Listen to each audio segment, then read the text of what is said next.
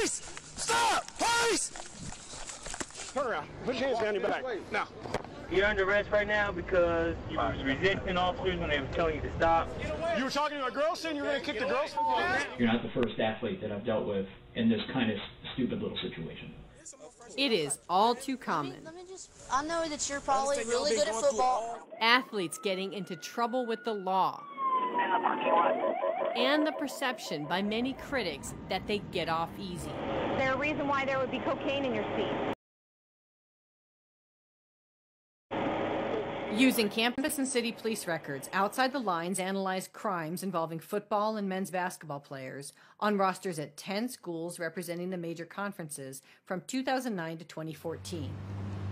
At the University of Florida, about a quarter of those athletes had been involved in a criminal incident. I think about that all the time, because every time I see something, it's always Florida, Florida, Florida, Florida, Florida. I'm like, dang, I think we #1 the way we're going.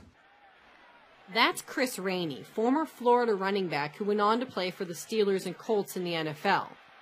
During his time at Florida, and a few years after during visits to Gainesville, he was suspected in 8 criminal incidents, 5 of which occurred while he was a Gator. He faced charges only once. Rainey's history at Gainesville tells a larger story of athlete-involved crimes. When we compared crimes involving Florida athletes against a sample of crimes involving 18 to 24-year-old males in Gainesville, we found that 56% of the time athletes never faced charges or had charges dropped. For non-athletes, it was 28% of the time. We asked police in Gainesville why athletes face prosecution less often. There are many different ways that you can look at that, but I think the biggest one is access to legal counsel. Most citizens don't have a very good lawyer in their back pocket or, on speed dial. Was there a sense that, you weren't worried about getting in trouble, that you felt like people would protect you, that you could get away with things? Was there that attitude out there? Yeah, we did felt like the S word. Do you think that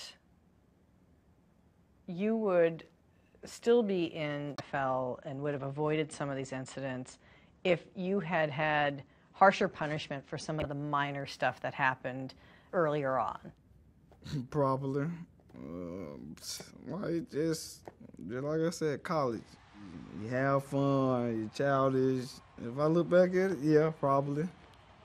The incidents I got in trouble with, didn't know it was going to go that far. Outside the Lines found several examples of athletes avoiding punishment in other college towns.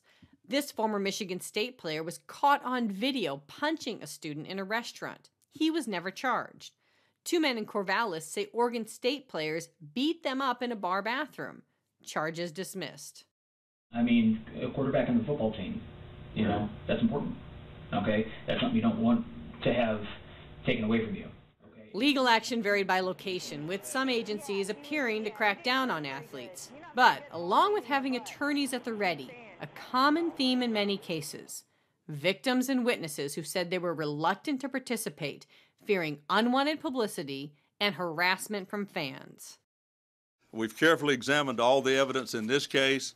When State Attorney Willie Meggs announced he would not charge Florida State quarterback Jameis Winston with sexual assault, he said the media attention prompted him to hold his first press conference in 30 years. There were some major issues. You can't win with the people who are just rabid sports fans. I got hate mail from all over the country. I had people writing me saying that they hope my daughter and my wife got raped. And then I had people writing me saying, you're going to cost us a national championship. That publicity can work to the advantage of attorney Tim Jansen, who represented Winston. He did nothing that was improper.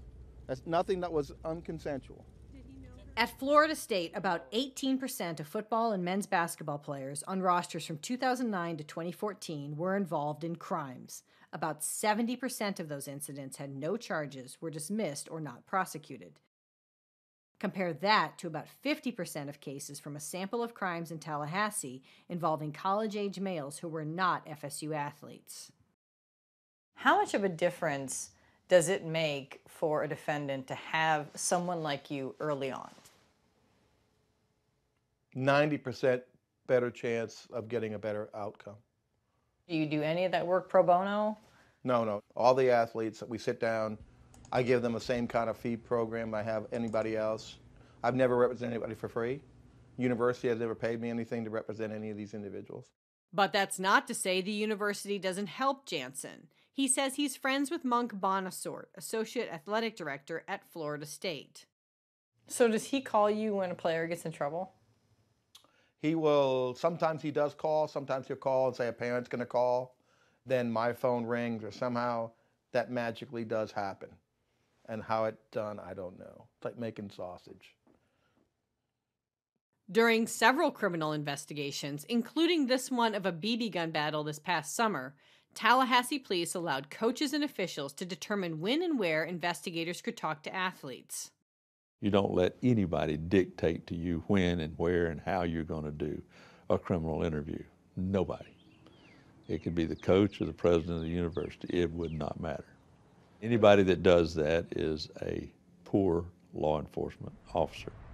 But that's exactly what Outside the Lines found in at least 9 examples over 5 years in Tallahassee, all but 2 involving city police. In one campus police example, Associate AD Monk Bonasort took possession of evidence in a possible hit and run, which Florida State Police Chief David Perry said was not standard practice, adding, "I am not in support of anyone else trying to intervene in an investigation."